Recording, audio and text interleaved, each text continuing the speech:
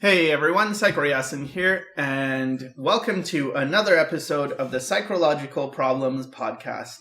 Today, I'm joined by, sometimes joined with Flavia. Sometimes joined at the hip. And joined by Bob. Meatbag. Bob Meatbag, who, Say something. What? Why don't you? Why don't you talk, man? Well, the reason why I don't talk is because I sound like this. What happened to you? Well, apparently I got stung by bees when I wanted to get some honey. I was hungry, so I was like, oh, here's some honeys and stuff. So I stuck my tongue in a beehive and I got stung by bees. So there we go. Well, no, really, I just have cold sores. This happens pretty often, so every once in a while I sound like this, and Sycra and Flavia get to laugh at me. Sean Connery would be proud. Yeah, that's probably what he does. He just likes honey a lot, so. Or he has a lot of mouth herpes. Well, no. Alright, so for those of you who didn't understand Bob, he has cold sores, and that's it. But you're still going to stick around, right, Bob? I'll do my best. That's good. Hopefully you guys will be able to understand me. Yeah. And if not, this will be a cipher to look at for years to come. Cypher is a bad guy in Final Fantasy VIII. Alright. So, today, we're going to have a talk about art stuff. With questions like philosophy, I guess, art philosophy. Why the fundamentals? Oh, why why are the fundamentals important? Yeah, it's because of fundamentalists. Yeah, yeah, stuff like that. So where do you want to start? Should we start talking about the fundamentals, or should we start talking about why philosophy is important? Well, I suppose if we start talking about fundamentals, we'll end up talking about philosophy, so should be good. Yeah. So I know some people don't really like the non-art related. I mean, this is sort of art related, but not like super art related. So if you're just here for tutorials, sorry, skip this one. Thinking about you, Sky Carl. You might not need to listen to this one. I don't want to waste your time. But moving on. Sooner or later, everything's art related. Sooner or later, everything is art related. Like, if you're an artist, pretty much everything you come across is going to relate to your art in one form or another.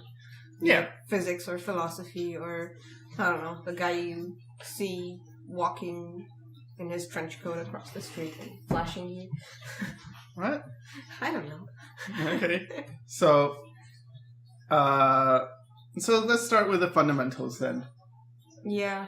We had a talk with one of our students a while ago about fundamentals, and it's not just him, but there are a lot of people who are just dead set on learning quote-unquote the fundamentals. Yeah. But with not much aim or purpose in mind. It's just indiscriminate.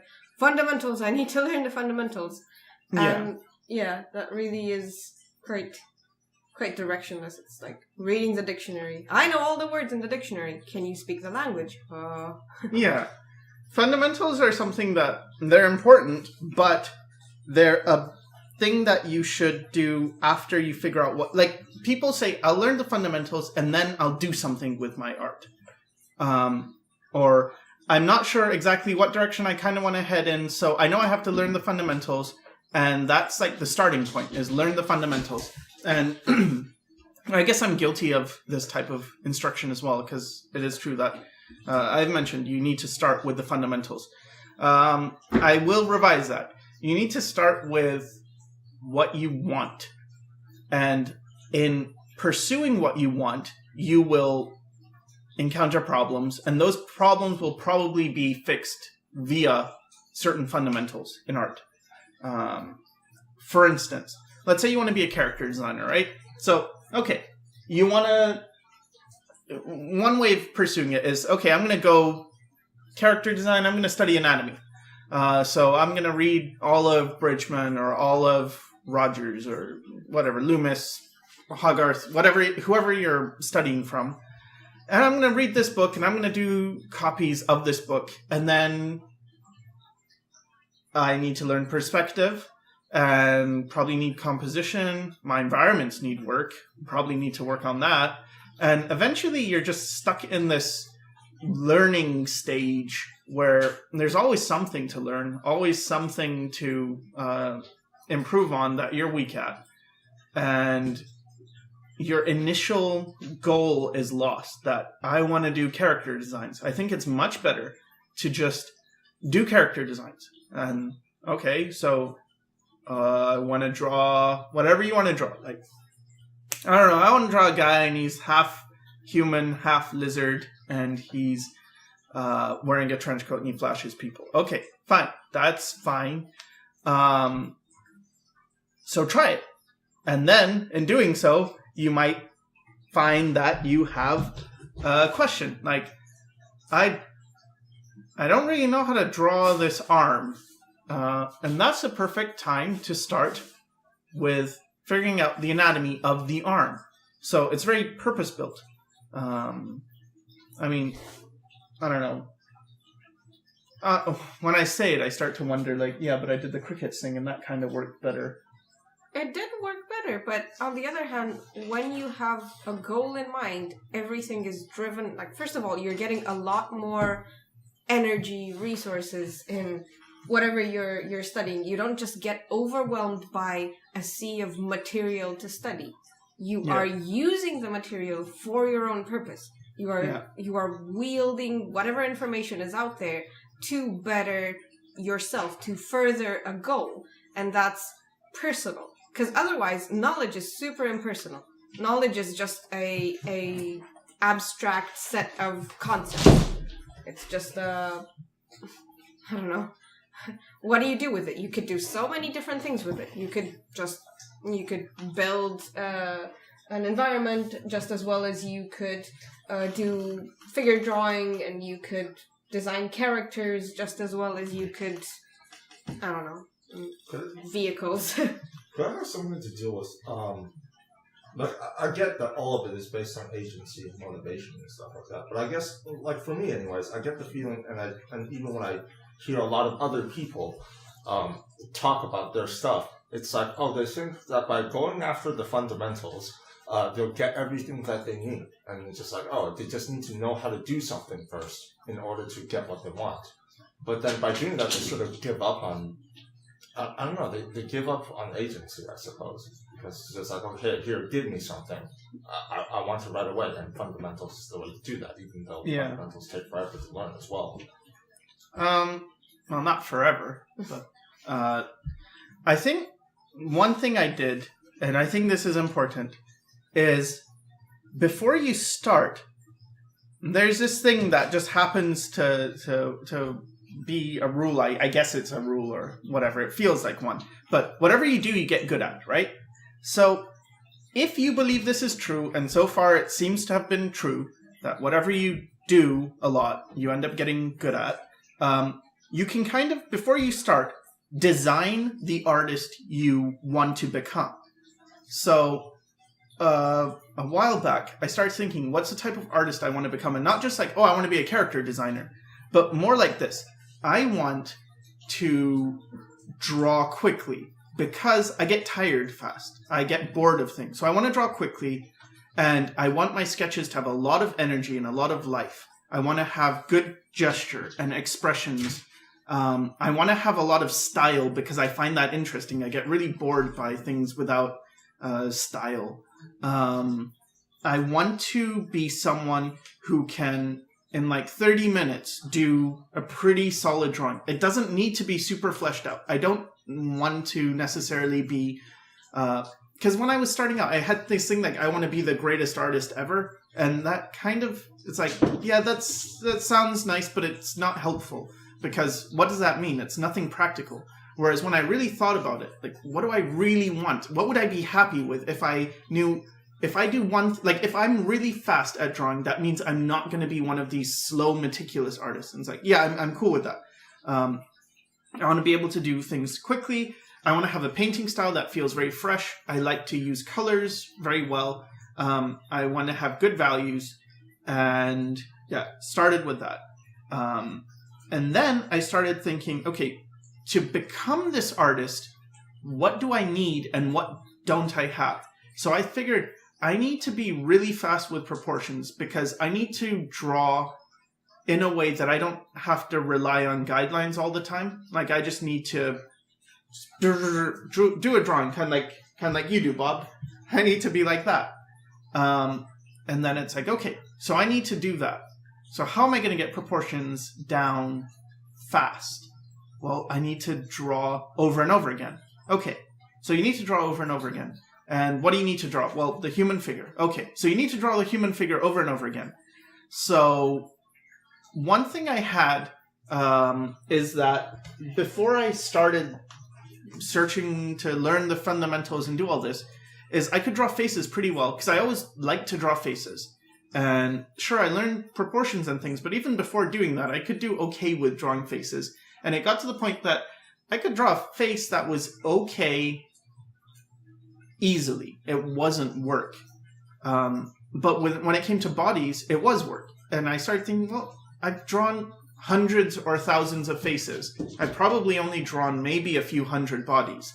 That's not enough. So I need to draw hundreds of bodies. And I need to get proportions down. So that's when I started doing the crickets. The reason they're crickets is crickets are small. Well, crickets. Okay, so when I say crickets, I don't mean like crickets like the animal. I mean small stick figures. I did pages of stick figures and Flavia said they look like crickets. Yeah, they're crickets. They're dark and they're skinny and they're crickets. Mm-hmm. So I did a bunch of those, at least 20 on a page. And the reason I was doing this is in order to get this ability to draw bodies in proportion without having to worry about it. Just make it so it's super easy. If I can do them small, that's good.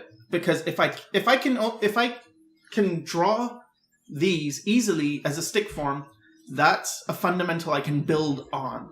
And then I can always flesh them out. But if, for instance, I'm struggling fleshing something out and someone says, just draw a stick figure, and I'm struggling with a stick figure, it's like, woo, you got problems. You can't even draw a stick figure easily. And the reality is that's where I was. I had to be honest with myself. Like, I could draw a stick figure and it would look okay, but it wouldn't be like, that's a cool stick figure. You can draw the best stick figure. So many people discredit stick figures and elementary, just simplified drawings. Like, yeah. even with anime and manga and stuff, it's like people seem to think that it's, oh, there's few lines in it, that means it's easy, or it's simple, or it's, I don't know, basic, or whatever. Whereas it's kind of like the opposite. Yeah. It's like, and for stick figures, it seems like, yeah, this isn't cool. I wanna be an artist that does cool rendered shit. Not stick figures are for kids. Like, yeah, I'm beyond that. Mm-hmm. But they're super helpful. Yeah, really. And it's kind of like if you say, oh, well, a circle is a simple shape, right? So that's simple. Everyone should be able to draw a circle. Try it. It's not easy. I can't draw a perfect circle. Or thumbnails. It's the same for thumbnails. So few people notice the importance of thumbnails when you're processing something or doing some bigger drawing. It's like, oh, you don't start, you just go right into it, and then you hit all the problems on a big scale, then you get overwhelmed, and then you're like, oh yeah, this piece is too hard, I'm gonna give up being an artist. Yeah. You could have solved it in thumbnails. Mm-hmm. So what I started doing was that. Just do the crickets, the stick figure things, draw the front view until it's easy, draw the side view until it's easy, draw 3/4 views, and then start manipulating it, then build on top of that, and build on top of that. And it's not glamorous because it doesn't look cool if, someone else is doing a rendered drawing of a character and they've got clothes and you're just doing stick figures. And one thing I decided right away is the first thing I have to throw away is the fact that, because I started this, when I was 30-ish, 29, 30, something like that. So it's like, okay, I'm a professional artist and I could do finished works, but that's not part of, like, the artist I want to be is not this. Because what I was at that time is I was an artist who, if you give me reference, I can copy values quite well and reproduce this reference. My colors are pretty okay when it comes to copying colors from reference. When it comes to drawing from imagination, I can do a kind of crappy job, but like, okay, as long as it's an easy pose, it's fine. As long as the anatomy's not complicated, okay. But hey, if you give me reference, I can do caricatures of the reference, I can manipulate the reference, but I need the reference. But I could produce a work that people would look at and, oh, wow, so you just used a photo, right? And manipulated it. It's like, no, I painted this. Oh, well, that's cool. And yeah, but that's not really the artist I wanted to be. And so I didn't train the skills that I needed to be the artist I wanted to be, who is someone who can draw anything or draw from imagination. Maybe not anything, but the things I want to draw. I want to draw from imagination, and I want them to be cool. Or sad, or expressive, or deep. And yeah. So. Yeah, see, most of this I kind of take issue with, because what you talked about is, first of all, you said your initial goal was, I want to be the greatest artist ever. Like, that's an external goal. That's not really personal. And then you said, like, oh, the type of artist I want to be is able to do this. That's a skill-based thing, and it's not, I feel like, in a way, the art you want to make should come first, and then you tailor yourself to be the artist who can make that art. Because you want to put forth your creative, I don't know, input or whatever you're going to give to society or to humanity or to, I don't know, the overall pool of art created by mankind. It's like, you're going to add to it, but what are you going to add? Who you are to be able to do that comes afterwards, and that's the initial step is what gives you the purpose and the direction. And I feel like a lot of the times people seem to forget this initial goal. What do I want to do?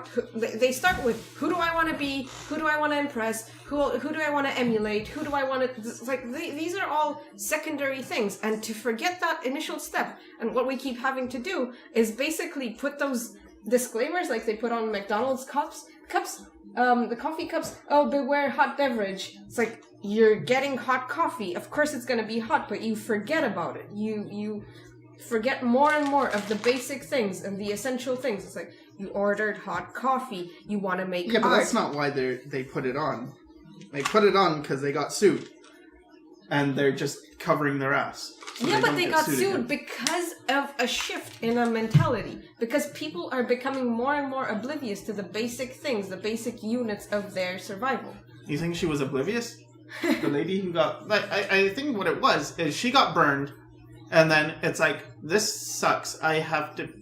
Like, I am injured. People are very lax. People have become very lax when it comes to their survival. When it comes to the I don't know, elementary bits of their life. They're oblivious to, oh, I want to be an artist.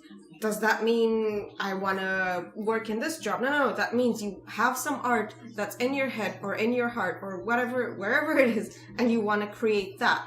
Not, oh, I want to be an artist because I want to work in this studio. So that comes after. That's admiration. That's societal expectation. That's whatever. And then with the beverages, it's, I am getting something hot to drink. I forget that I am so distracted by my everyday life, by whatever is around me, that I forget the basic element of this. This is hot. I should be careful. I should look at this. I should test it. You don't just grab it and then, oh, I got burned. Blame somebody. It's like, you don't have reflexes anymore. You don't have... No, I think it was an old lady. I think so. Even so. Shouldn't age involve wisdom? I think pretty much every culture has a proverb that goes like, oh, make sure you blow in your soup a bunch of times before you sip it, or... I guess it goes back to this idea that people need to be coddled And they need to be told what to do. But even that, the way it's phrased, like, no, they don't need to be coddled. They've gotten used to being coddled, and they demand it. They are, I don't know, complacent in it. So many, like, oh, just tell me what to do. It's like, where's your initiative? Where's your drive? Where's your, I don't know, going to, if you're going for a mentor, if you're going for a teacher, it's like, don't you have an agenda that you want to put forth to them? Don't you have a bunch of, no, teach me how to start doing stuff. Huh? Yeah. I guess from what you're saying, it's just like even forgetting the basic necessity. Even forgetting the basic necessities, it's like it has a pretty severe consequence to living. In terms of, I guess, not just like dealing with the hot coffee or the beverages, but also in terms of, I guess, with art as well. Because it's like people do. I don't know. It's almost like it's more difficult. I'm even for myself. It's like, oh, in a way, I know the answers to my problems in art, but it's just like, oh, I just need to take the more difficult path and prepare myself for it. But then it's just like, we're used to being coddled. That's almost like, well, what's the easiest way of finding the answer?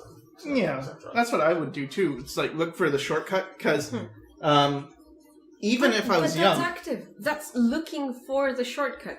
That's active. Yeah, but it's not good. You don't go through the struggle, right? Because it feels as though, like, every time... You go through a struggle. It's a terrible struggle. You go through a struggle, but there's a difference between looking for the shortcut or asking or demanding a shortcut. Yeah, that's true, but I did. Well, no, you didn't. I did when I was 27. I saw a teacher and asked them about the portfolio review. Yes, and then did you do that again afterwards? No, because I realized, like, I already know the answer. Exactly, and so do so many of our viewers. I guess it feels like it's just a difference in mentality. It's just like, okay, we're still looking for the answer, but because it's the mentality of looking for a shortcut, it's like you're not using as much brain power of your own to look for the answers or something. I don't even know if it's that. I think there's a lot of insecurity that's just fueled by so many factors. Fear of failure? Fear of failure, fear of expectation, fear of pressure, fear of peers that are, I don't know, they're doing better than you, they're in your class, and they're drawing nicer things than you are, and they're progressing faster, and you're envious, and that makes you afraid, and that makes you uncertain, and you sort of, it just saps your motivation, and you end up just, oh yeah, I don't know, maybe I should ask, maybe I should, instead of just hunkering down and just... What my thing was, and this is like my personal experience, was that, okay, so I started out where I was okay with art. That was just, I guess, natural talent, if you will. I can say that, yeah, all right. I got praise for doing art better than most other people. And it was, oh, this is talent and whatever, so fine. But then at some point, I met people who were better than me. And it was this shock of, wait, so I'm not talented. And I've talked about this a bunch of times, but there was also this other part to it, which I don't think I've talked about. And that's that I was really lazy, and I got bored quick. And I knew I was lazy, and I got bored quick. And so when people said practice makes perfect, it's like, first of all, I don't know what to practice. Second of all, I'm not sure that I would be driven enough to do that. And third of all, I'm not sure I'm actually as good as I think I need to be to, like, just a talent thing. Like, am I really capable of doing this?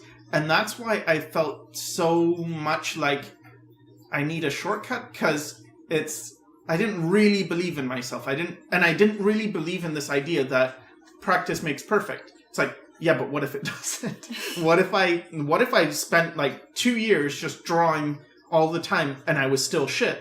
That's gonna be bad. What if I was afraid of animation for the longest time, and I thought, I can't do that. Like, oh yeah, animators are good, but animators draw tons and tons and tons of drawings, and it takes me a long time just to do one drawing. And I would get bored if I have to draw the same drawing with minor changes all the time. And I can't do that. That sounds boring. I want to play video games. Oh dear. But I still want to be good. But and then I would see things when I was like 16 or 17, and you see an article that says, oh, here's this artist, and they were professional and working when they were 16. And then it's like, but I'm already older than that. So now I have to catch up. So it's kind of this, I can't afford to do what everyone else who succeeded did, because they drew a lot and I'm already so old and I haven't drawn a lot and I'm really lazy and I want to play games. I need a shortcut. Oh, no. And I told myself the only way I can do this is to be smarter than everyone else. No. Like, on top of overthinking it, because basically what you said is just overthinking, and probably in the time that you spent thinking about all these things and, musing about all these problems so you could have done so many drawings. I could have done a couple, but I started thinking, it was this, it was just like, I need to be smarter because I know I'm not as hardworking. I know I'm not as patient. I know when people would talk about, I draw like 16 hours a day, I thought that took a lot longer to find that out, but just people who spend all their time doing something, it felt like, but I don't want to do that. And then it was like, but I'm not even talented. But I still would draw because that's what I wanted to do. It was hard to. Yeah, that's the one bit of hope in your entire story. Yeah, it's like, I had the idea that somehow, some way, somehow, I'm gonna figure this out. Yeah. I did read a lot and learn a lot of theory and suck at implementing it. And the reason I sucked is because I wasn't doing what was really important, which was training my basic ability. Not when I say fundamentals, I think the first fundamental is mileage. And yeah, this is my first time thinking about this. So there we go. Copyright 2017. First fundamental is mileage. Yeah. You heard it here. And it's kind of like the stick figures. Many people discredit it because most of the prodigies, they have their mileage down by the time they're still kids. It's something that no one considers is if you are someone who started young and you just draw, every second you're drawing is a second more that you're able to form new neural pathways in your brain that connect the motor centers to the what centers? The cargo bay doors? The cargo bay doors. Well done, Fabio. Anyway, I don't know brain things, but that concept, the more you do something, the better you get at it. And so when you're just drawing and not caring, even if it's not fundamentals or anything like that, even if all you're doing is copying, this is useful mileage that should be accounted for. Because if you have someone who, when they were a kid, they drew all the time, and then they're 16 and they're going to art school, and then you have a person who's 18 and started drawing 2 years ago, and so he also goes to art school, or she also goes to art school, and then they're looking at their work, and it's like, well, I'm 18, you're 16, your work looks a lot better than me, plus, when we learn a lesson, you pick it up faster, you must be more talented. They just have been speaking this language, the language of art, much longer than you, and they're more fluent. But it's really just numbers of, if you do a lot, you get a lot out of it. And what I realized when I started the pointy chins thing, or it wasn't a huge realization because I didn't have evidence of it, it was just a guess. I think this is the way it could work. And so far I've proven, I think that, this does work. But my guess was this. Okay, so if you have a kid that was drawing for like 10 years and just having fun and drawing a lot, and it gave them important mileage, but they were just drawing for fun, then there must be a way, if I focus how I draw and what I draw, that I could surpass them just because they were drawing lots of random things and I can just nail a thing down and then build on top of that, which is stick figures. Like, if you can get, for me anyway, it was stick figures. That was the answer. If I can get this, and then I can build on top of it. And then the next stage was after, I don't know if this is going to confuse the issue, but learning to trust my intuition more. But I don't know. I don't know how that would be confusing. Because I feel like within pretty much everyone, there is this pull towards doing. If you're an artist, if you're artistically minded, clearly you have something that you want to express. Clearly you want to create something. So there's always going to be that intuitive pull towards what you're you're meant to do or what you really want to do. And on top of that comes the rest of your life with fundamentals and structure and this and that and reverse engineering basically what you would have initially done anyway. Because I feel like even with science and even with knowledge in general, if you just leave a kid growing up without any academic knowledge of art or anything else, and they want to draw, they will figure it out. Their intuition, their I don't know, brain prowess will take over. They will acknowledge reality. They will start off pretty bad at drawing reality, but they will get better by observing, because these are mental faculties. What about the, like how artists in, what was it, like 15th century, I think that's when they discovered perspective. What's his face? The guy, he was looking at the building and then he saw the vanishing points and discovered perspective. But before that, people didn't really have perspective. I don't know. I think that a lot of... I don't remember the guy's name either, but I think that there must... Because posterity only records a slice of what was going on. And clearly there must have been... You couldn't have architects if they didn't know perspective. Yeah. You couldn't have landscaping or anything if they didn't know perspective. They weren't aware of things. It's like... No, the idea, the concept of perspective must have been around there, because you have all these, the constructions that are viewed from one angle, they look a certain way, and the arches blend together a certain way and stuff. And that involves perspective so heavily that I cannot conceive of, no, they didn't have it, and this guy discovered perspective. It's like, no. Yeah. This has to be discovered so early on by virtue of observing life. Yeah, so you think people would intuit it anyway. Yeah, I think so. And I think manuals and books and styles and just all of this structured knowledge is kind of like the shortcuts you were talking about, or iterations on the same thing. And I feel like for myself, it's very interesting to read other people's take on art or on reality or on their life story and stuff, because it's a psychological interest.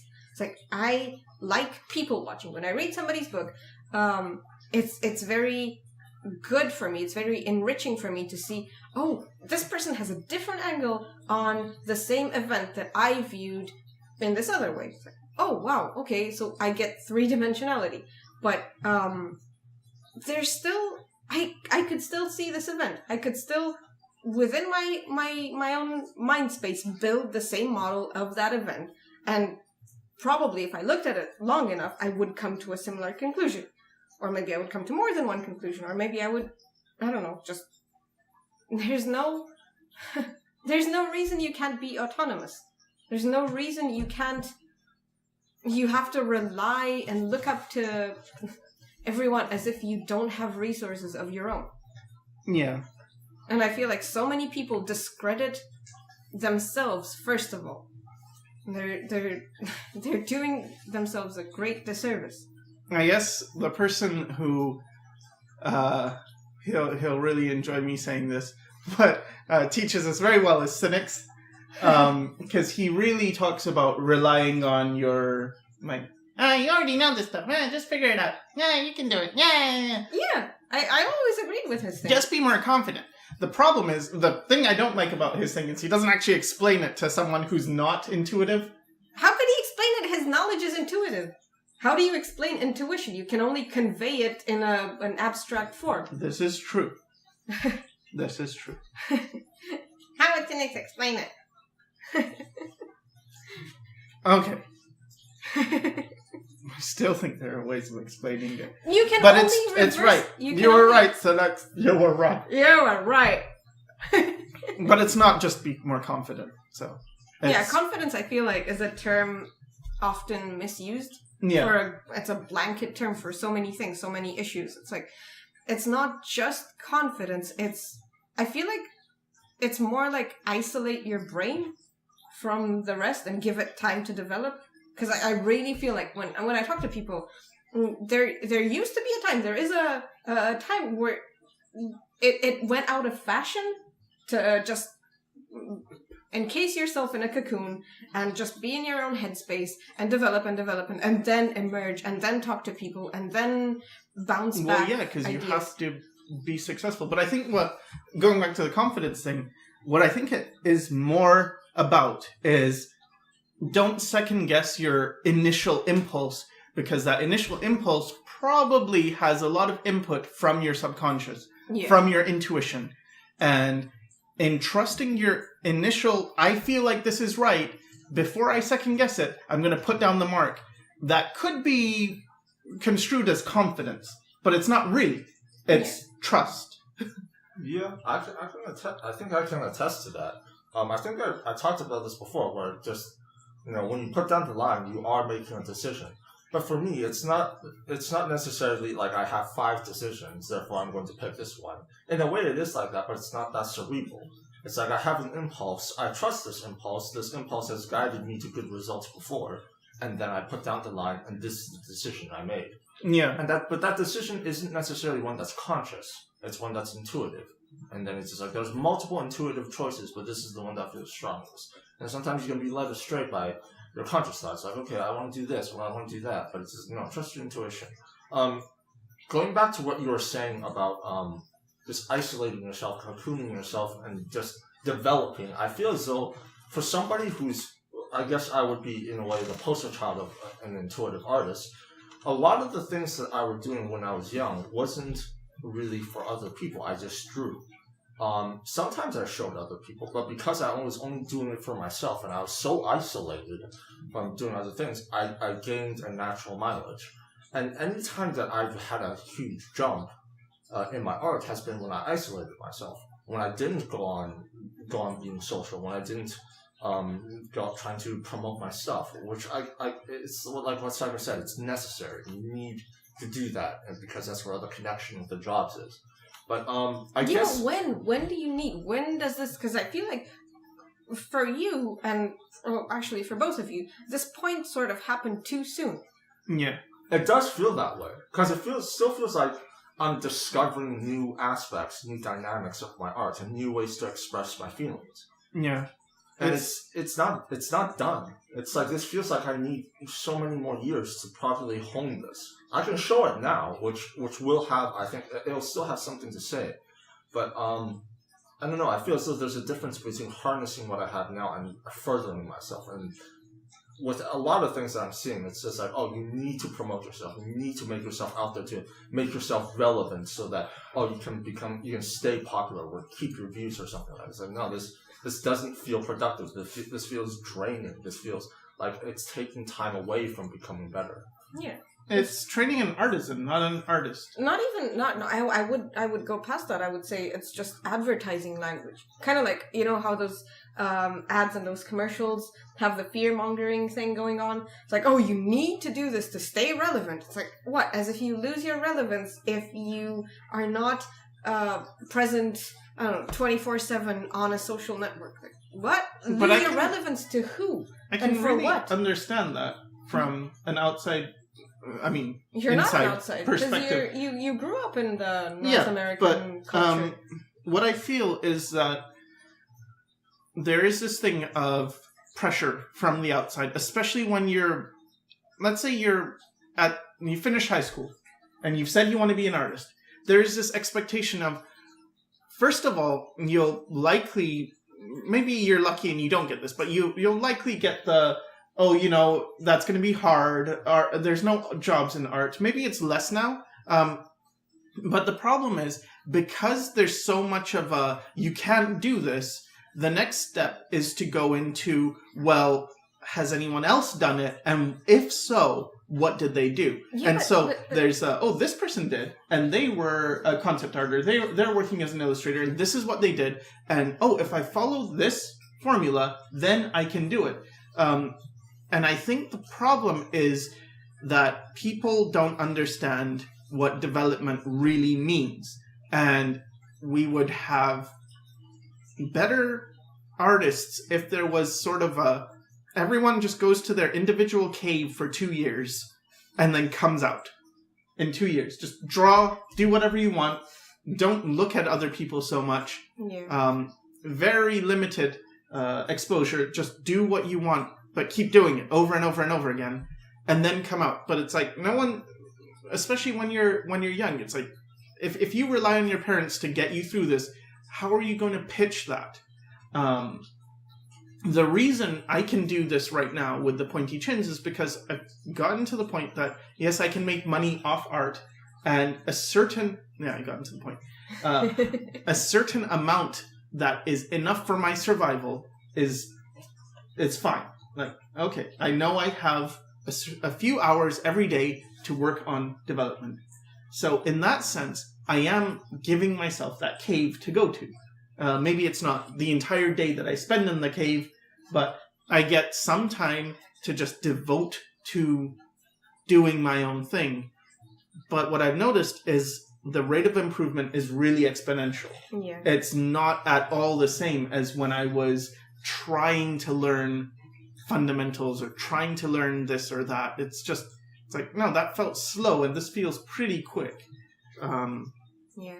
But I feel like the turning point that you talked about, like, after you finish high school, you're already, 17, 18 on average. Mm-hmm. That's already much later than what I'm thinking is the actual turning point.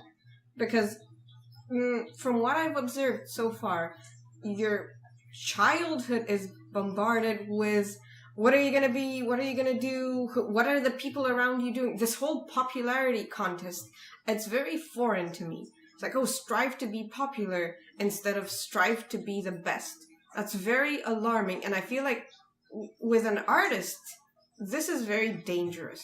This is very, draining and crushing, and it breeds a lot of insecurity. It breeds an insecure artist who will always look to the left and look to the right before he puts a mark down on his paper.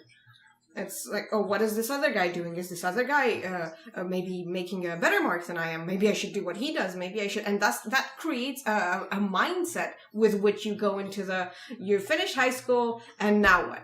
And it's like, you're already used to looking to the left and looking to the right and being insecure and being unsafe and feeling like you've got to perform and you've got to be popular. And it's like, sure, you've got to perform, and sure, you should strive to make the best art that you can make, but that should be independently of whatever's going on around you. It's like, shouldn't that be your own goal, not just because, the artist that you saw on, Imagine Effects or whatever, he's making this art, and you should be making this art, and you should be in Imagine Effects, and you should be this, and you should be that. It's like, what do you want to say? Don't you want to say it the best way you can say it? Shouldn't, This is what I feel like is kind of missing, and I really get happy when I hear people that do strive for it. I really get happy when I talk to people, and it's like, yeah, this is what I want to do with my art, and this is how I want to say it, and I don't know how to get there, but this is my goal.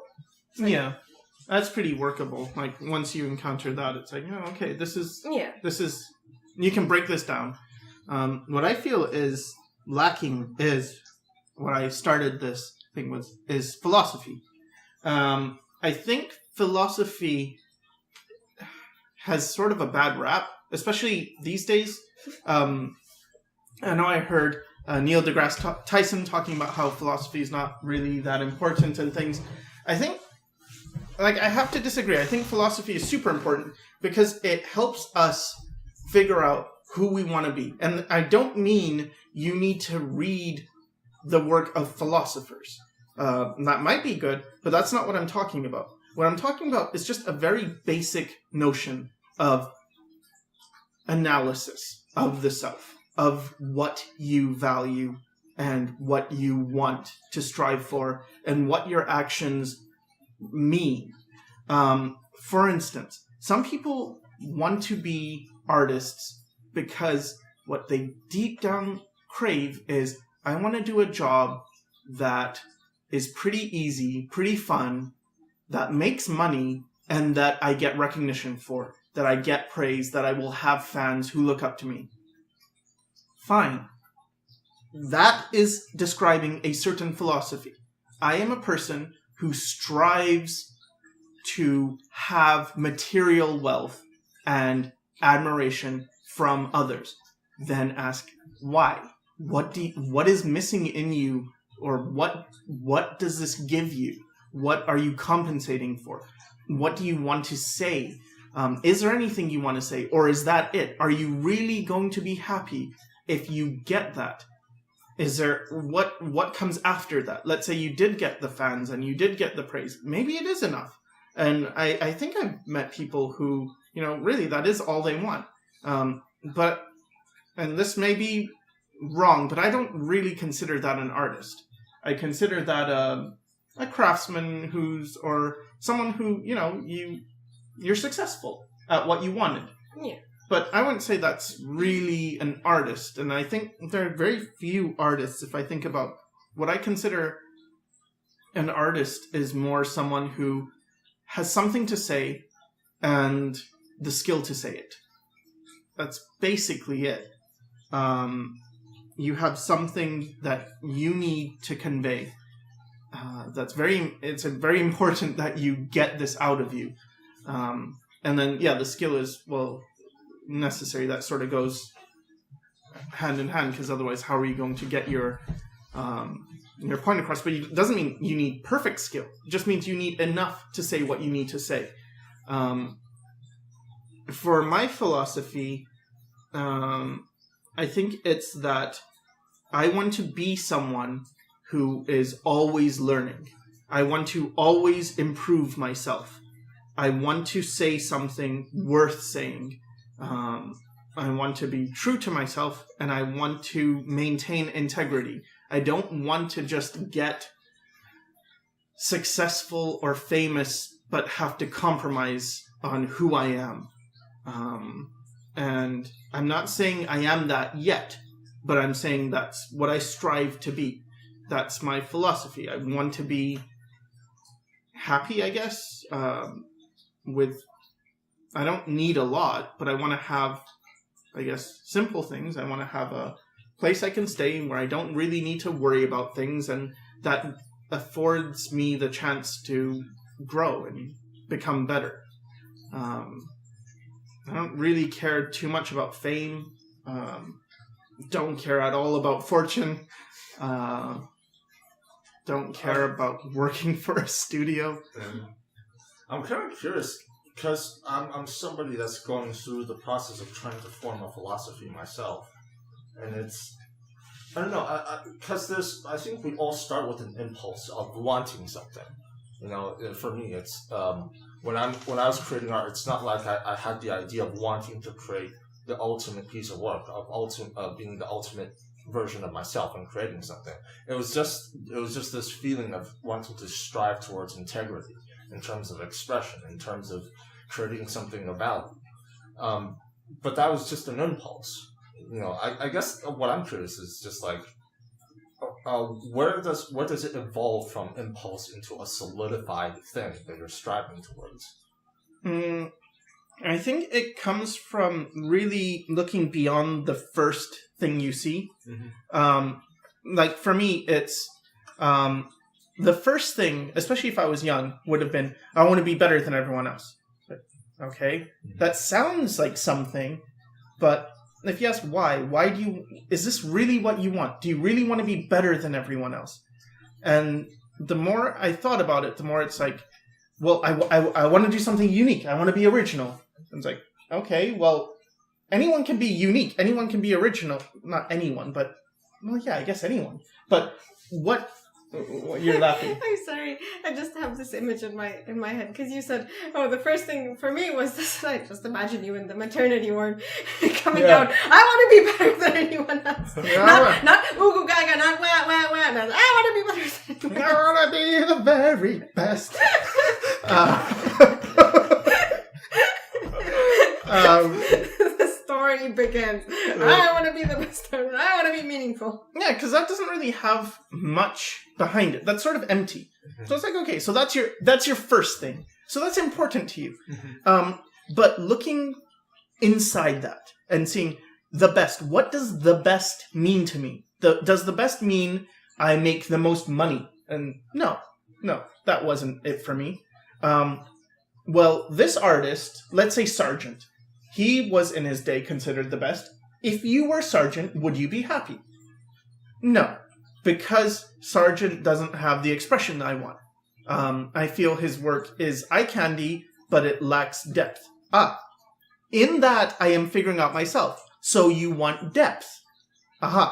So you want originality. What if you do anything that's original, but it's just something that you don't want, but it's original? Would you be happy with that? No. I want it to be original, but I want it to be me. You want it to be you. So you want something with depth. You want something that is genuinely you, that is honest to yourself. And then you want to execute it well because you have high standards. Do you only have high standards in art? And for myself, it's like, no, I have high standards in music, in food, in architecture, and everything. I value high standards. I value things of quality. Because it pleases me. I like beauty. And I like seeing things with depth, and especially emotions that could be viewed as negative, sadness and anger, because when I was young, I didn't feel they were represented, and I felt lonely in a world where what was shown often was the positive side. But because I didn't relate to that, it's very much like, where do I fit in all of this? And so there's that. Answering these questions brings you closer to what you really value. So it's like not only asking why, but it's also a process of elimination. Yeah. Yeah. Okay. So did you have to test out those things, or was it just like was it just questions? Like, did you have to go through a few things? It's like, okay, I tried this, it doesn't align with me. Tried this, doesn't align with me. Oh, but I tried this, but it does align with me. Yeah. And there's things that it's really like. I'm talking about, I figured this out, figured that out. This took decades, so this was not, I just sat down and asked myself a bunch of questions. Because I knew I had standards, but it was very hard to even wrap my head around this, like what standards was. What it started from was really pattern recognition, that I would be in a place and I would try something, and it's like, I really like this, and I don't like these ones, but I like this. And then, that's our most expensive one. That's made with the finest ingredient. Okay. I went to like a marble store, and they had all these, like the big slabs of marble and granite and stuff. And I was walking around, it's like, yeah. And then I found one, it's like, whoa. And they didn't have prices on them. And the guy's like, that's our best thing. And it's like, I'm really drawn to this. Yeah. There was this thing that a guy was playing a Stradivarius violin, and someone else was playing another violin. It's like, the Stradivarius sounded so much better to me. Fazioli pianos and Steinway pianos, it's like, the richness of the sound. That's very, yes, this feels good to me. And it's usually after the fact, it's like, that was actually, and it's not just more expensive, but better. Like, that's a better quality thing. I've always been drawn to this. Even when I don't like something, I can kind of feel the quality in it. Bob.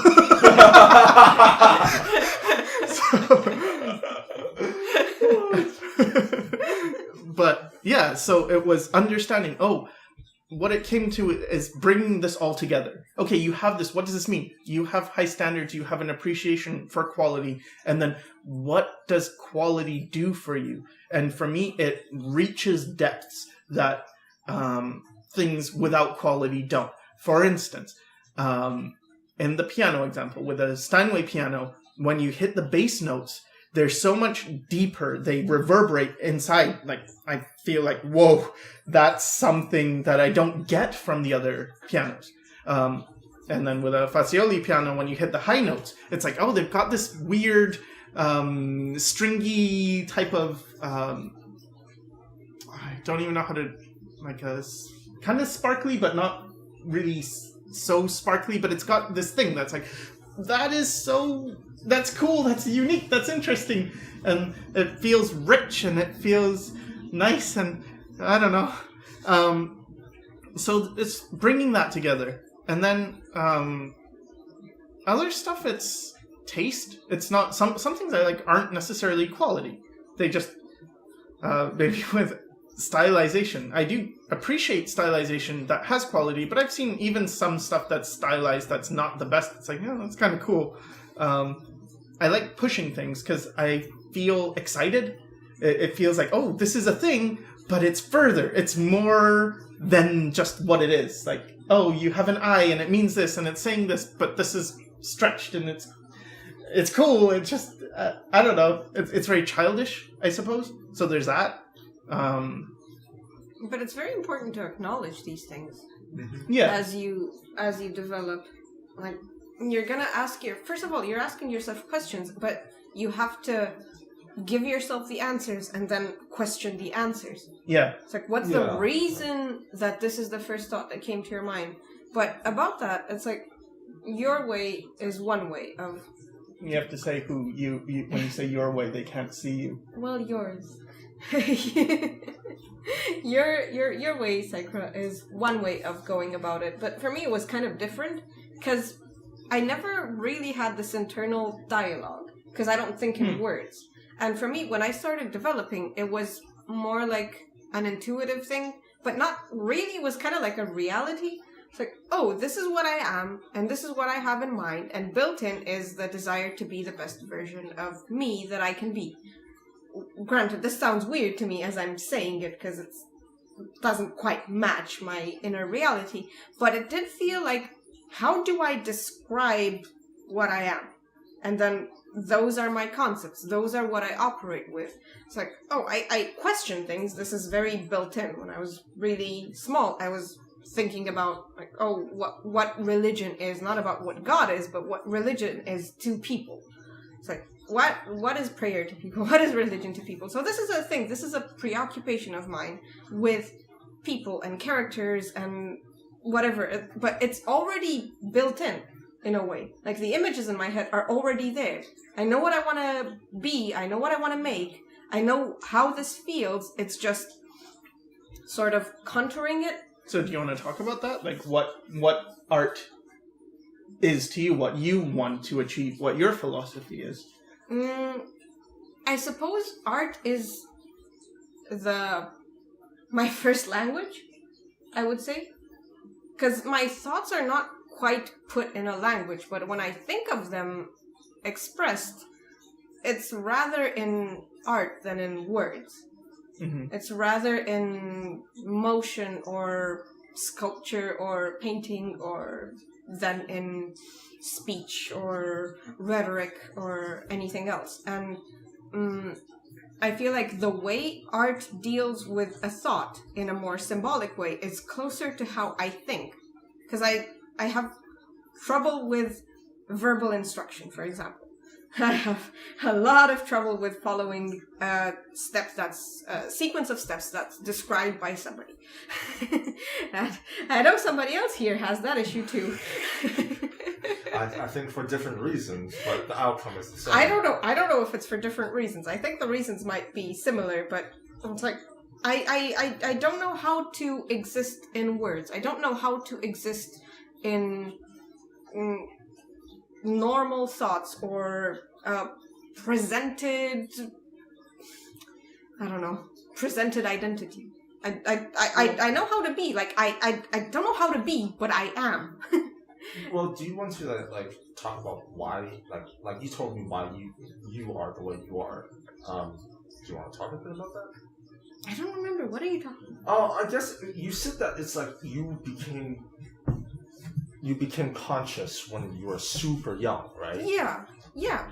So it's just like that makes sense. It says, okay, so you don't necessarily, I don't know, you became conscious, so your left brain must have activated at that point for some reason. Yeah, I don't know. I suppose this whole left brain, or rather analysis and intuition for me, they're sort of merged. Because is that what it is? It's just sort of, it's because it's so young. It's like it's yeah. not When separate. you develop, it's usually you have an intuitive approach to life, or you have limited senses, you have limited processing power, and then you develop. From sensations, you develop perception, and then representation, and then you move on to concepts as you grow older and you acquire more information about the world. But for me, I didn't quite lose my symbolic, childlike thinking, I guess, or I don't even know what to call it. And then as I developed, I sort of still halfway kind of think in that way. Don't I know it? Because it's like the reason you think the way you do is because your left and right brain are supposed to never really separate. I guess they seem everything goes on at the same time for me. It's not now I have to use my intuition and now I have to use my analysis. What do you mean you don't use them at the same time? Yeah, because for me it's very much that way. It's like even as I'm discovering in art, if I shift my way towards intuition, I'm stuck in intuition. If I shift my way into the other side of my brain, it takes a while to get there. Yeah, I but suppose I'm stuck there. Yeah. By the time I guess with both of you, by the time you're thinking about it, it's already formalized. Oh, this is intuition and this is analysis. It's like, oh, they have titles. It's like, they're not supposed to have titles. It's kind of like, there's your left hand and there's your right hand, but they're there even before you name them left and right. And you use them, and if you have to push something out of your way, you will use them regardless of whether they have a name or not. And you don't, I will now give instructions to my left hand to raise and then shove. And then, I forgot. I also need to give instructions to my left hand to... I don't feel like you give instructions to intuition, though. I don't feel like you give... For myself, I don't give instructions to anything. Not even for analysis. It's just, something that happens around me and I notice it. If I observe it, I will do both things at the same time. It's very strange when we talk about it in terms of I can separate it and I know what we're talking about in terms of processes, but it's very strange for me to think no, I really assume that people do have both and they do go on at the same time. And I think what happens is there's a block when you start growing up and you kind of, the rest of the people around you sort of grow into you too much and they smother you, and then you have a lot of, you lose a lot. You lose a lot of your child, your intuition, your freedom to use analysis as well, because it's just another tool. That makes sense, because it's kind of like if you think of primitive people and let's say a hunter, and they're going in the forest to hunt prey. Their analysis and intuition have to be working as one. Yeah. Yeah. I suppose there is a reason I was called a savage so many times. I suppose it's education that screws us up, or society that I don't know if it's so much education, but the way education is conveyed. Well, yeah, that's what I meant. That's what I mean. Like schooling, like formalized education, formalized.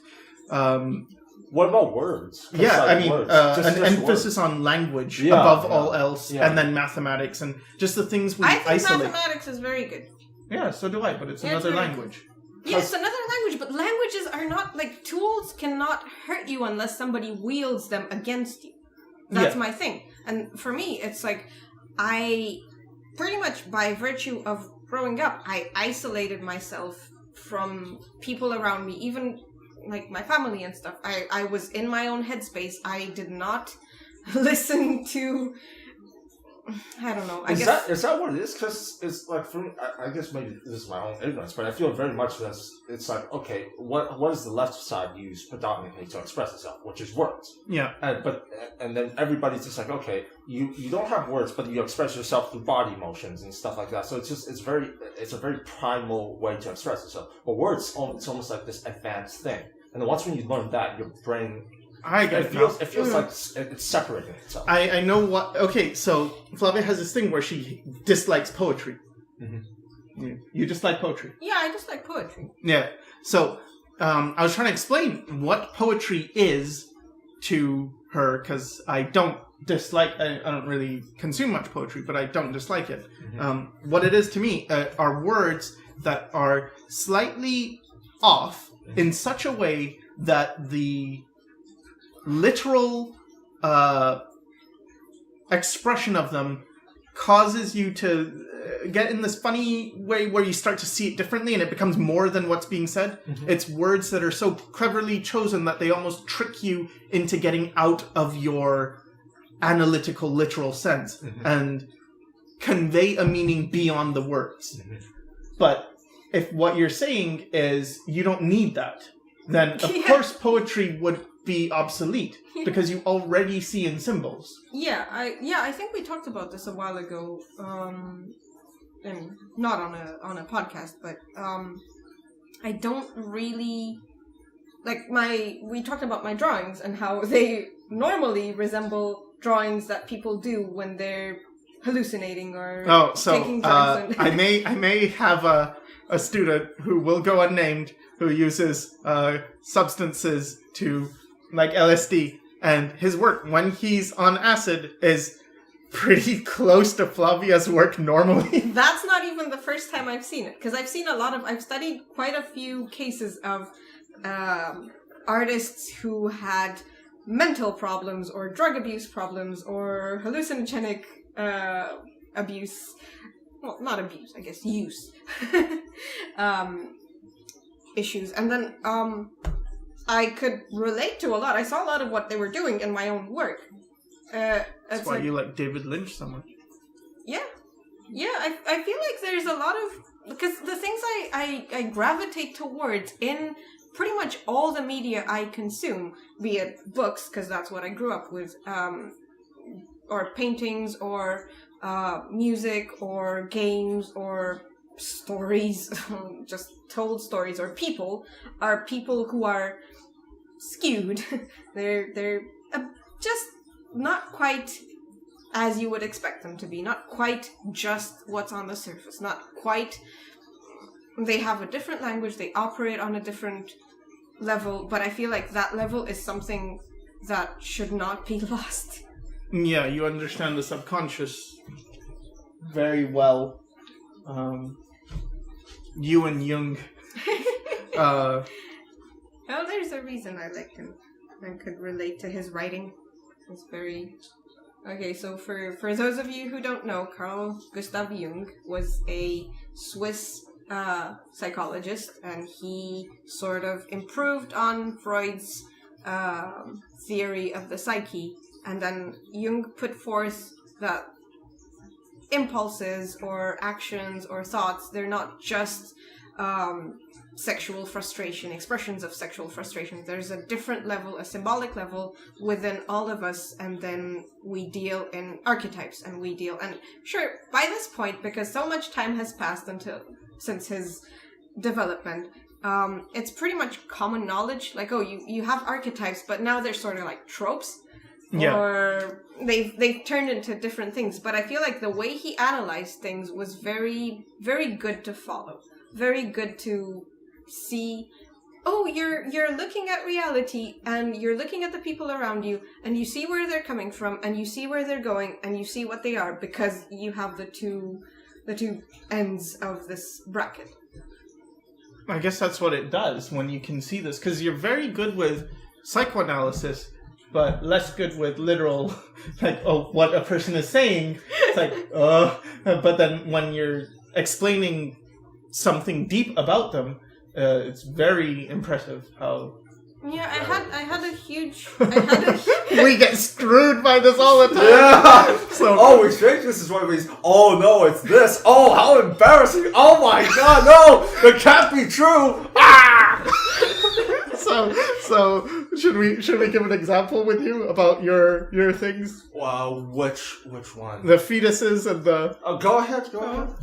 You tell it, because you tell it better. All right, so Bob is he was drawing. So okay, I guess this happened when I think I told you to just. What if you just did your screaming faces? Yeah. And so Bob was doing his screaming faces, and after a while, they started to evolve. And, they took on new characteristics, and I thought, you're just getting better. Yeah. And then they started changing more, and then Flavia, you saw his work when it was already in this process, right? Yeah, I saw. You saw it in a way at the very early stages. Yeah, when you were still doing the sketchy. Yeah.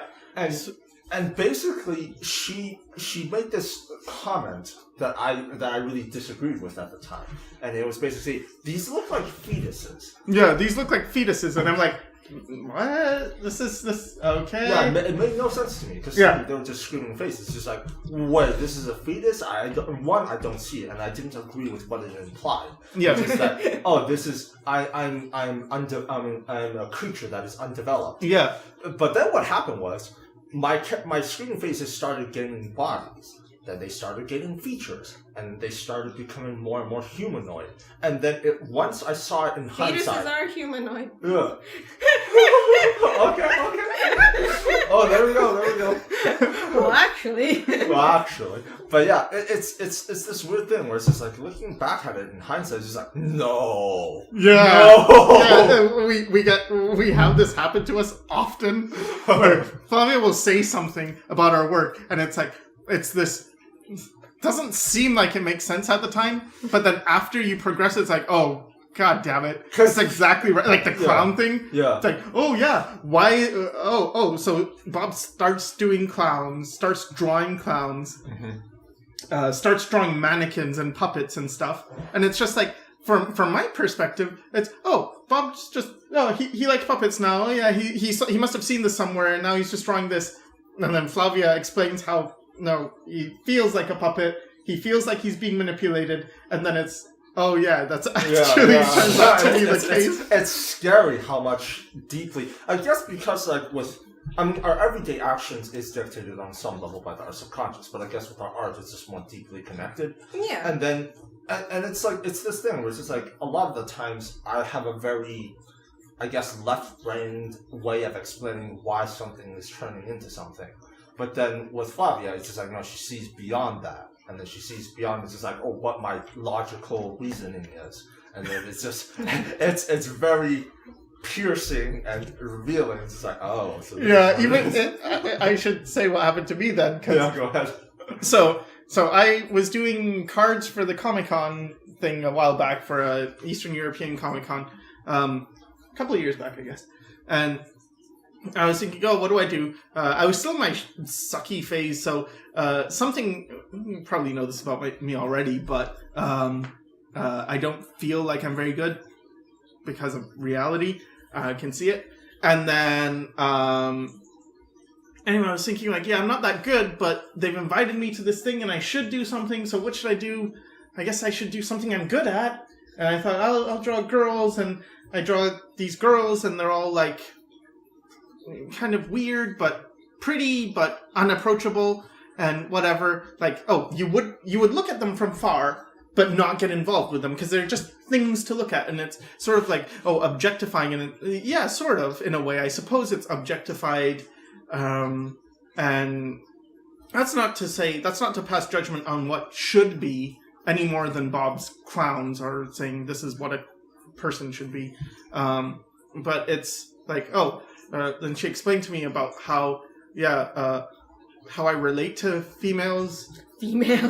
And this ideal that I have, and it's like, it's distant, it's beautiful, I look at it, but I can't get close to it, and, just, what was it? You were relating this to your analysis of it. I don't remember my exact... whatever. That's why I'm like, you tell it better. I'm usually just... Anyway, I found out, she explained how this is the type of girl I find attractive as well. It's like, God damn it. I guess it reveals, because all of us have some unconscious, I don't know what the word is, urges or predilection towards something. but then maybe we don't find that to be very admirable or something, or we just don't like it, and then so our conscious mind can reject it. But then it's still there, and then once when it gets revealed, it's like, oh, so this is what I am. It's not a fun feeling to confront, I suppose, to find out that even though maybe you might try to be better, but you're not. And the worst is when she turns it into describe your parents. Oh, shit. That's the worst. So, okay. Oh, we never had a choice to begin with. Oh, we never even had any agency when it comes to becoming what we were. It's yeah. That's I suppose it's not fun, because for both of you, fun comes largely from control. Yeah. So, it's like, Darkest dungeon. not for me. Yeah. not for you. Yeah. Yeah. But it's I don't know, because for me, especially when I look at art, but even when I look at people, it's very, like, I'll look at Bob's drawings, and then I'll like, and it's like, yeah, there is a message, but because I don't think in words, it's easier for me to receive the message when it's not said in words, because for me, I take words pretty literally, except for instructions, which I can't take literally. Anyway, moving on. When somebody says something to me, it's very hard for me to not get distracted by what they're saying, except for when they're talking about themselves or their life story, and then it seems to be more complete. But when somebody says, that's fine. Did you like this cake? Yeah, it's fine. It's like the tone of their voice might say that, they're just trying to be nice about it and they don't really like it. But then my brain will register, you said it's fine, right? We'll get it again. Yeah, the tonal things. But I feel like so much of when you start doing this, when you start looking inward and analyzing yourself and why you do things and what your motives are and what you really want, I think for me what started becoming really scary is when I looked around me and saw how much was almost designed for me not to do that. Like the amount of distractions around at all times. Yeah. Something is always, like, whether it's the news or a new show or a new video game that's coming out or just a new trend, some YouTube videos, it's always like this novelty. It has novelty. Like distraction. Do not think. Yeah. That's so scary. Yeah. Because what happens is if you get used to not thinking, you become afraid of thinking just the same way you're probably afraid of anything you're not used to doing because it's foreign to you. It's hard. It's, I have to grasp this, but I'm not used to grasping this. And especially as you get older, there's a feeling of, if I'm not good at it, I don't want to do it. You don't hear children really talk in that way. Except for children who have been taught that by their parents.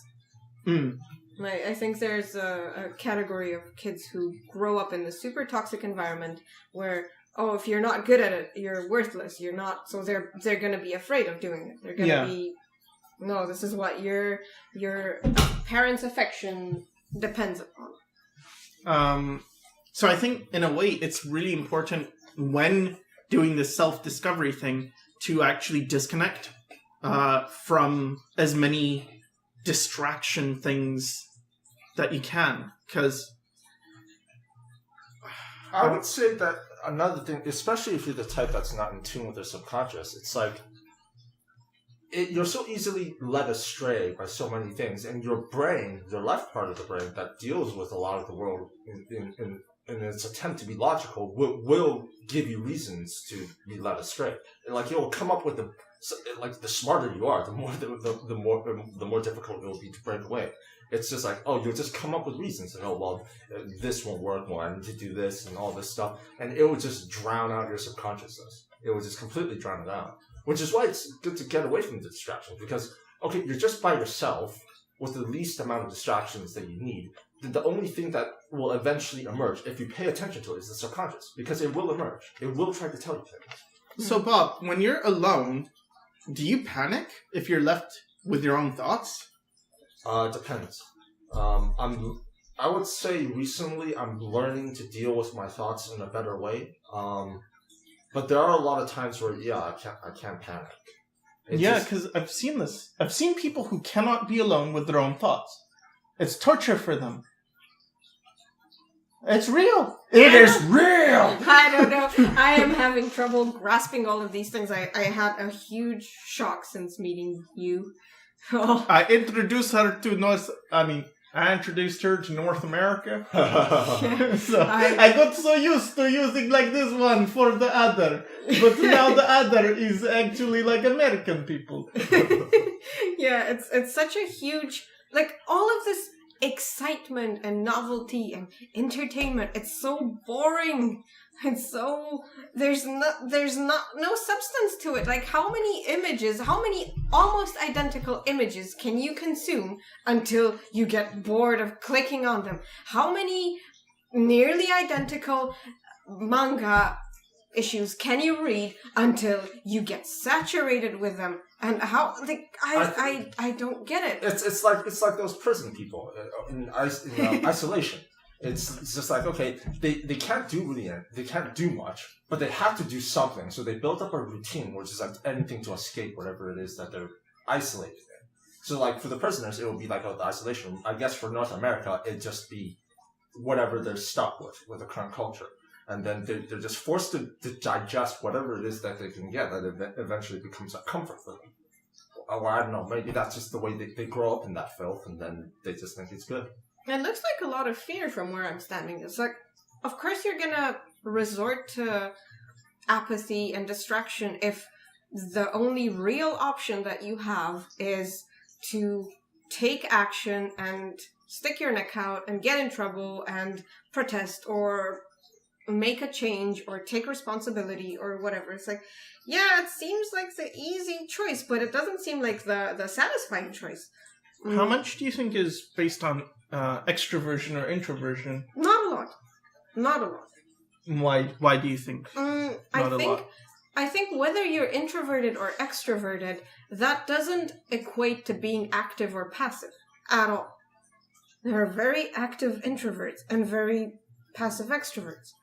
Like this passivity, this escapism, this doesn't have anything to do with your tendency of avoiding either your, I don't know, either people or your own company. Or it's like you can be outside and still think and still process and still analyze and still live true to yourself. Yeah. You don't it's got nothing to do. It's very personal, and I feel like I'm super sad that it's so rare to find people who haven't lost this. It's so, oh wow, this is such an event. This guy remembers what he's into art for. Yay. It's like the benchmark has become, I'm glad I found a guy who has an idea on the internet. Not a good idea. Not a great idea. Just an idea. Yay. It's like, these are my events. Like, oh, I'd rather be in my head. I have ideas. I'm fine.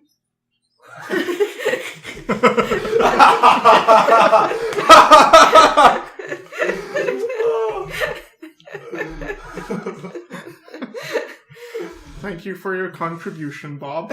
Sorry. Make him laugh. Yeah. What I would suggest, if someone hasn't done this, and you're listening to this and you're wondering, I would ask myself this: what do I truly like to draw? And then the first answer that comes to mind, if it's the intuitive one, then trust it. And then, if you can, try taking a month and just doing that. See what happens. It should evolve. It should change. Like, it should start But And now we're gonna have no more students. now we're going to have no more students. That's true. But we might get students at different levels. Yeah. It's like, oh, Yeah. they actually know what they want to do now. Yeah. Um, I would but- be very happy to talk to people who know what they want to do. Yeah, because Another thing I was just gonna, you said just like, ask yourself what you want to draw, and then the first thing that comes to mind, draw that over. Another thing that might be good. not the first thing that you want to draw. No. Ask yourself what you really want. Like it's a deeper question. Because I could just say, oh, what do I want to draw? Oh, I don't know. Maybe I'll draw like an elf girl. It's like, But that's no, not what you no, want. no, no. If it starts with maybe or I guess or whatever, it's like, no, scrap it. Yeah. I guess what I mean is sort of like, because like, if they ask themselves that, they can get bogged down by, well, I really want to draw this, or I think I want to draw that. Or maybe... Yeah, not what you Yeah. want. Like, I think what would be good is that, for me, my screaming faces kept popping up in my drawings. Mm. And that's something that is just like, I think I want to draw this. I kept revisiting screaming faces. So Yeah. it would be a good idea for them to be like, okay, just draw whatever. It doesn't have to be anything. As long as you have enough material that you can start seeing what do they revisit over and over and over again.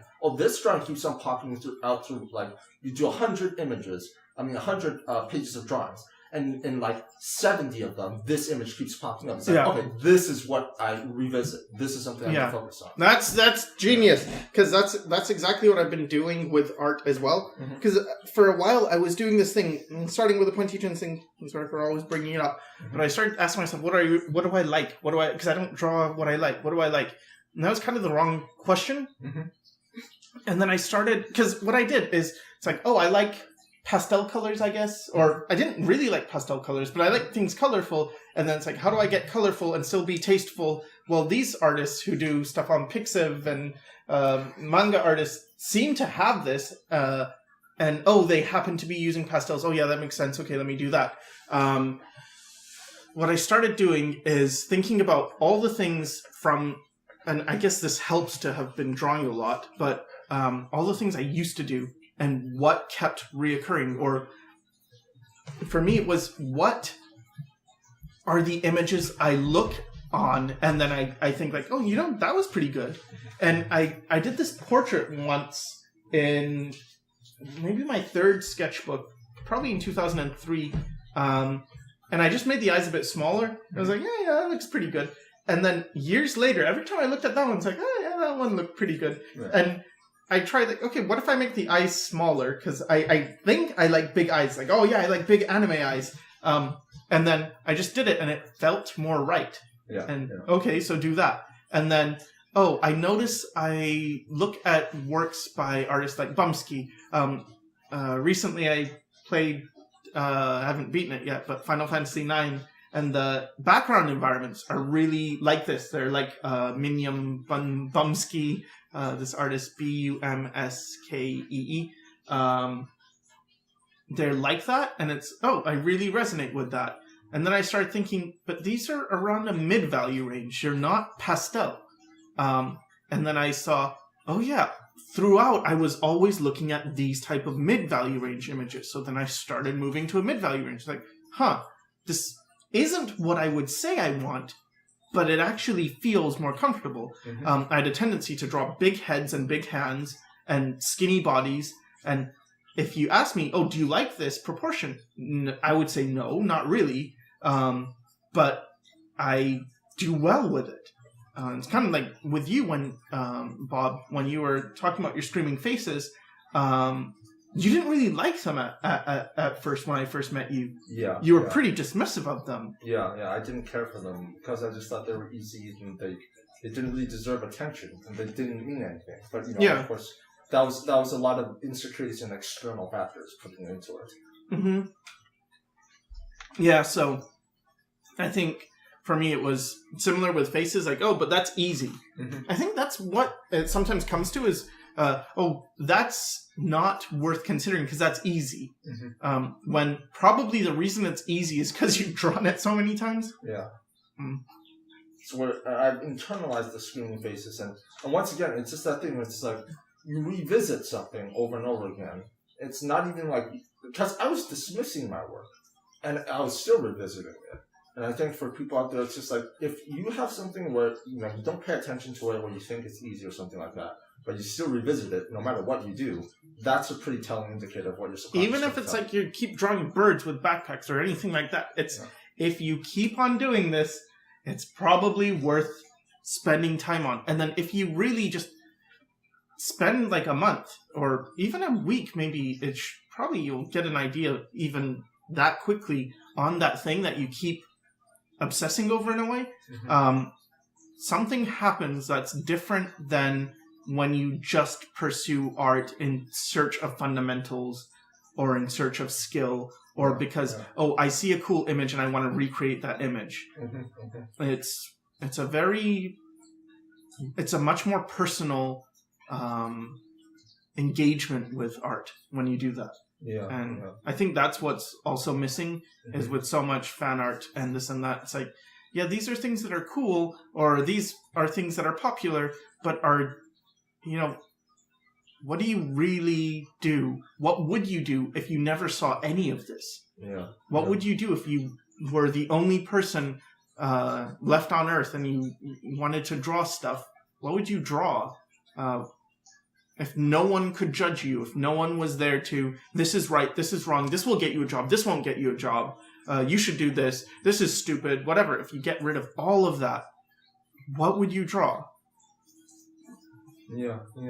It's a much more personal thing. It's a much more honest thing. Because even with the old masters, it's just like they do, like I suppose with Sargent, they do a very technical things. It's like, okay, they have great technique, but I just don't see enough of people doing really honest work.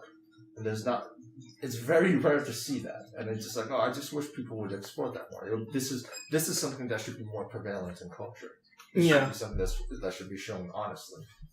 But I think it's also that you have to look for it. Because if you just consume what's readily available, you will find the large number of people who do derivative work. But if you keep your eye out for things that you can relate to or things that are meaningful, I think you will find the... Well, I think there's a difference between... It's like, okay, if you try to find for something, you'll find it eventually, I suspect. But what I mean is like, it's like this should be more well-known. It's like, okay, fine, it should be easier to find. It should be more out there. To who? And why? Consider the why and consider to who are you expecting to know and appreciate a person who does meaningful, honest work?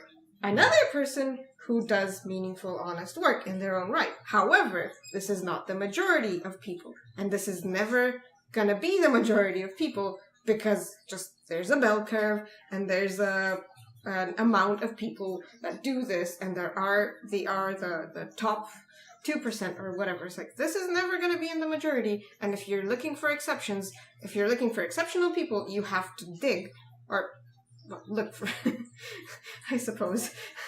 You have to dig find a bunch of corpses. Well, a lot of them are dead. Yeah, I don't know.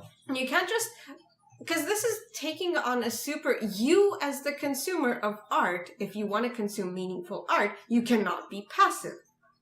You cannot just expect, I'm just going to open my mouth and wait for the deluge of internet to shower me with meaningful work. It's like, no, it's going to shower you with whatever is there. And why would you need to open your mouth?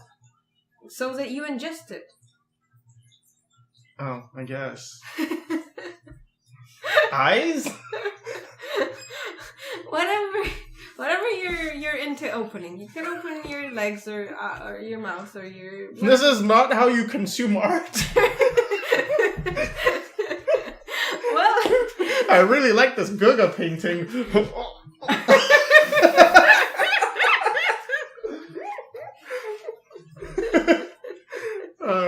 Anyway. Yeah. There's that. But I don't quite agree with this thing of, there should be more people doing this. Like, no, they're the same. There's the same amount of people who are doing this, regardless of whether the spotlight is on the derivative ones or not. It's like, what are you doing using somebody else's spotlight to take you to what you want to get? Yeah, I mean, I guess I see your point, but I guess what I mean is just like, even with what we're talking about, it's just like, well, it's getting something out there. The idea of like, because like, okay, fine, people are taking whatever it is coming in, but it's just like, so then all they're getting, or for the majority of them, they're getting the ideas of, okay, I need to do this, this, and this. But then if it's more prevalent in the culture to just hear, be more honest, do more meaningful work, then it's just like, okay, at least it's getting it out there. At least there'll be more people that has this idea. Many people might fail, but at least it'll reach more people. And this is where I disagree. Yet again, I don't think this is a culture thing. I think this should be a personal initiative thing. And you either live by it or you don't. It's not something you're taught. Oh, be yourself. Well, I didn't go through it with personal initiative. You were drawing screaming faces before. You were just judging them. I was dismissing them. I was judging them. You were dismissing them, but you were still drawing them. Yes, but I didn't. If you had waited for culture to tell you, oh, Bob. I didn't need culture. I just needed somebody to tell me to pay attention to it. And eventually it sunk in. Yes, to pay attention to something you were already doing. What I'm saying is you already have I think that's what he meant, though. Oh. Being honest, but already doing the thing that's recurring. Because you talked about how look for the thing that you're doing that's recurring. Yeah. With that, I agree. But when you say... What I didn't agree with was when he said that... this should be more known, or this should be more advertised. It's like, I agree with you on one count. I feel like the fact that knowledge is so readily available creates a lot of false idols. That, you have tools and you're going to make whatever you're going to make with it. And it can be a great castle, or it could be a very shiny hut. It's like, your hut's gonna get blown away by the first hurricane. It's shiny. It's just as shiny as the castle, but the castle's gonna last. I feel as though, like, even though there is an access of knowledge, maybe I don't consume enough of the other stuff, but it does feel as though at times the knowledge that's been given out, it's like it might be hard to do, but it still is presented in a way that's sort of like, well, it can be attained easily. And it's just like, with this type of knowledge, it doesn't feel as though we're saying it can be attained easily. It's just sort of like, this is something to consider. Yeah, I suppose. Because like that's what I mean. It's like we're giving something out for people to consider. We're not saying this is the way to do it and stuff like that. But it's just like, if people know that this idea is there, because I didn't know the screaming faces stuff was there. Like you said, I was still doing it, but it would have been stuck in that fetal position. It would have never grown. It wouldn't have evolved into what it was today unless I knew about looking inwards, pushing my art further. Yeah, but that's not how they changed or why they changed. Because for you, personally, your art follows your development. Yeah, it was the information and the development as a human being. Yeah. So it's just like, okay, so they don't have anything. So at least they have this little bit. And then if they start getting human development, then they have two pieces instead of just one. And they're like not missing it. Yeah, but human development, doesn't that just happen anyway? No, not really. It didn't happen for me. Yeah, I don't think everyone is quite like you. Yeah. You are a very rare exception, Florida. I don't think so. I have met people who develop like me. It's very strange to not. Oh, both of us, Sycra and I, are rare exceptions, right? But we don't have the way your brain works. You are conscious super young. And even for us, it's just like our intuitive and our left brain separated. Yours didn't. I suppose, but like... Okay, so your issue with this... Because it seems like you're getting pretty emotional about a part of what Bob's saying, and I'm trying to figure out what it is. Is it that you don't tell people to be artists, they just are artists, and they will be artists by virtue of their own... Yeah, I feel like there's a huge propelling motor inside pretty much everyone. And where it's going to take you, that depends on the individual. Yeah. And for those whose motor is art, or a goal in art to get to, they will get there when they're just, I don't know, sending power to that motor. Well, yeah, but isn't that what Bob was talking about? Being honest, is learning to see... Because I think the disconnect that's happening is with your immunity to culture or society. You're not easily affected by these things. you're not. Yeah, but you're not as affected. Whereas even for myself, I'm not that affected, but I am somewhat affected.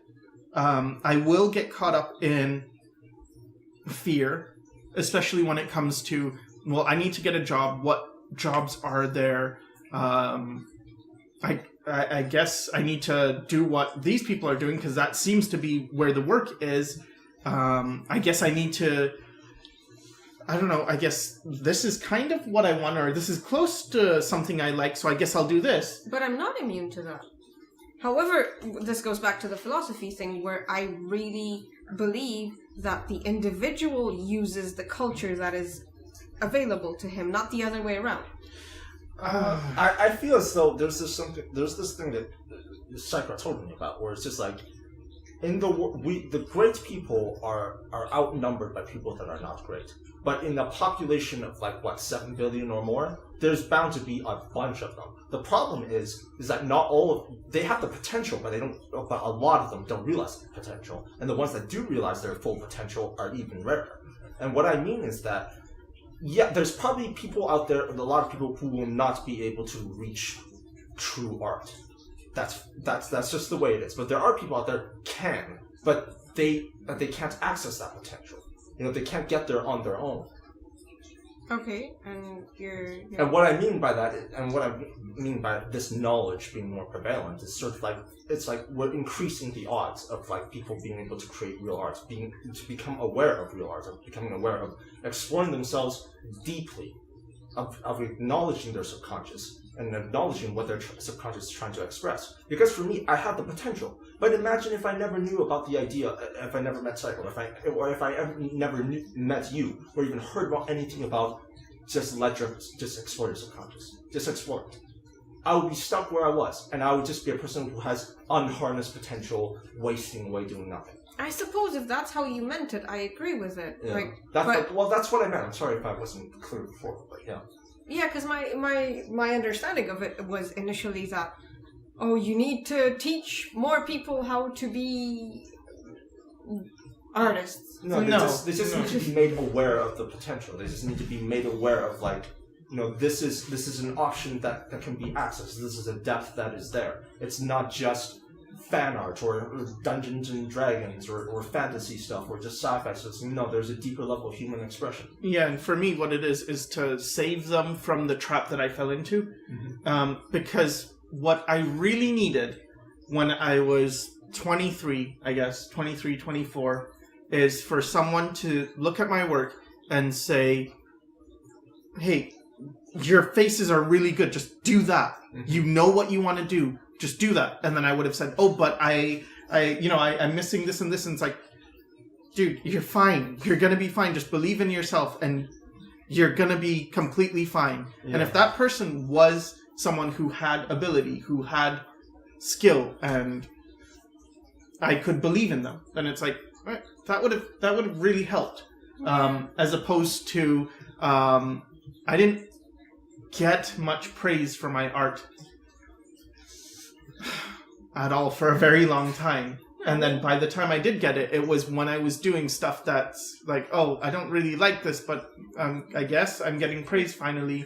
Yeah. When I learned how to draw or paint portraits and it looked like a photo, it's like, now people seem to like it. That's when such a shame. Looked, yeah, because But I suppose there is a reason for that.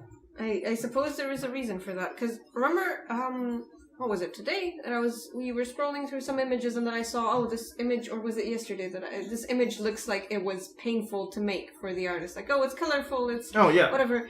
But I think what might have happened is that because you were so easily derailed and you were so often doing things that you didn't really believe in or didn't really resonate with you, that might just on an unconscious level transmit to whoever was looking at the art. Because when I look at your art, it's very... No, I have to look at more than just one piece, and I have to look at more than just the studies, and I can be impressed by the studies, I can be this, but that's not the thing that I look for when I think about your art. Yeah, I think I just didn't meet the right people. I met people who, when someone's doing something different, it's often not viewed they don't see the potential in it. They don't see where it can go. Yeah. And I've had this a lot where, I mean, even my current work, to me, it's not ready. It's just I'm posting more work online now. I'm posting more on DeviantArt and stuff, but it's just experiments. And the other thing I'm doing is I stopped. One of the reasons why I would do these things where I would start posting and then I would read comments and then I would get discouraged, or I would feel like, oh, people really like this work, I should do more of it. And then when I tried, I would fail, like it wouldn't be that good.